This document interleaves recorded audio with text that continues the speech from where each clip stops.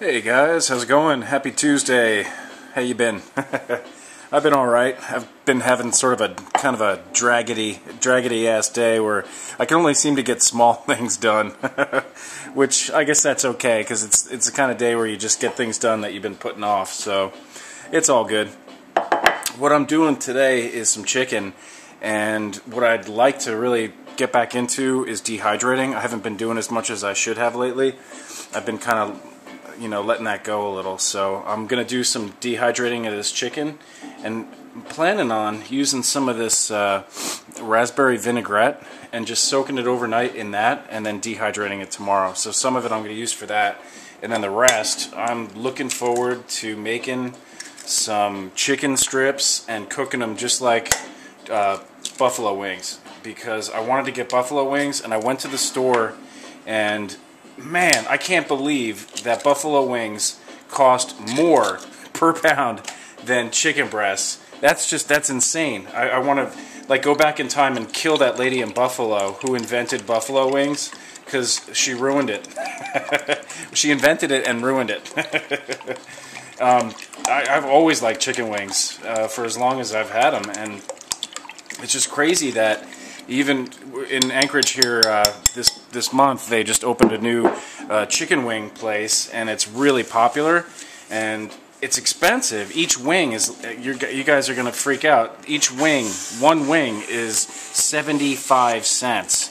So, I mean, I remember sitting in a pub watching a ball game and eating wings and paying, I think it was like $3 for a huge bowl of chicken wings, and now they're 75 cents a piece. What happened? It's crazy.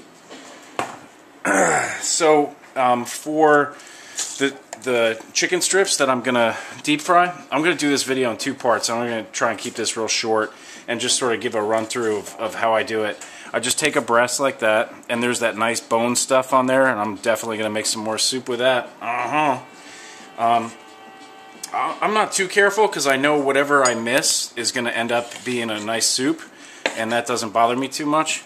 On some pieces, I like the skin, so on some pieces I'll leave the skin on, some pieces I'll leave it off, and it's all good. So I'll just do this one breast to show you how I do my chicken strips. I'm kind of rushing through this because I really don't feel like waiting forever to upload these videos. Alright, so there's one strip without skin and one strip with skin, and here's a strip for the cats. They'll like that. Alright, so what I use is unbleached flour. I never use bleached flour anymore. Always unbleached. I look for that all the time. I don't go for any particular brand, but as long as it's unbleached, because I've heard that when they bleach the flour, they bleach out, it's like bleaching clothes. They bleach out all the good stuff. And let me tell you, that bread that I made the other day, oh man, it's gone. That was a huge loaf, and it's already gone. It was that's the best bread I've ever done. I was shocked at how good that was. It didn't last. Here's that little scrawny little bitty bit. And then what I'm going to do for these guys is something new.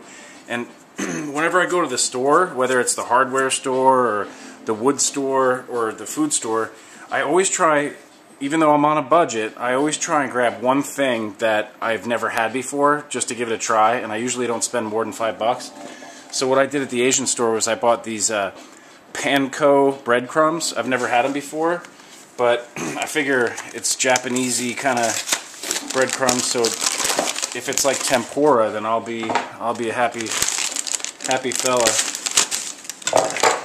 And there's some reusable, seems to me, Mylar.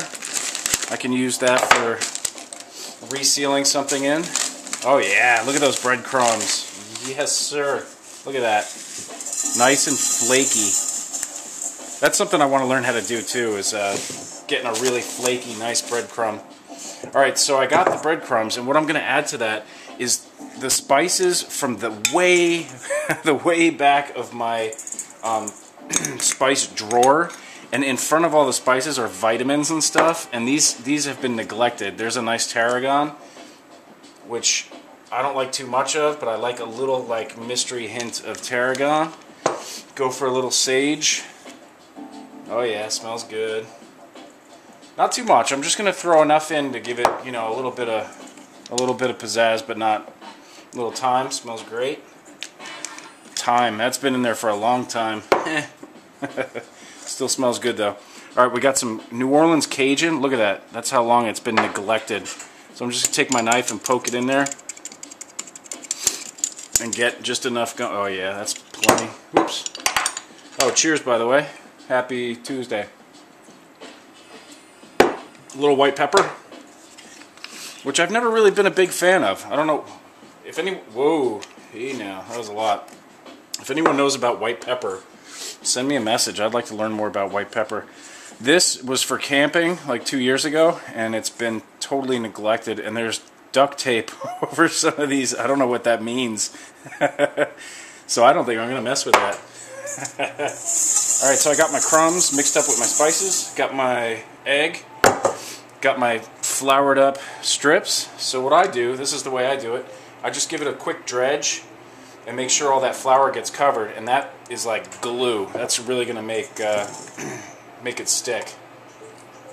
And what I do, bam, just throw it in there.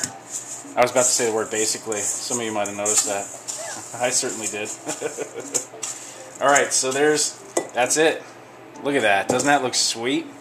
See all them red peppers and, oh boy, that's going to be good. So I'm going to go ahead and do a bunch of those and then heat up some oil on the stove here and do a part 2. So hope you're all well and talk to you next time.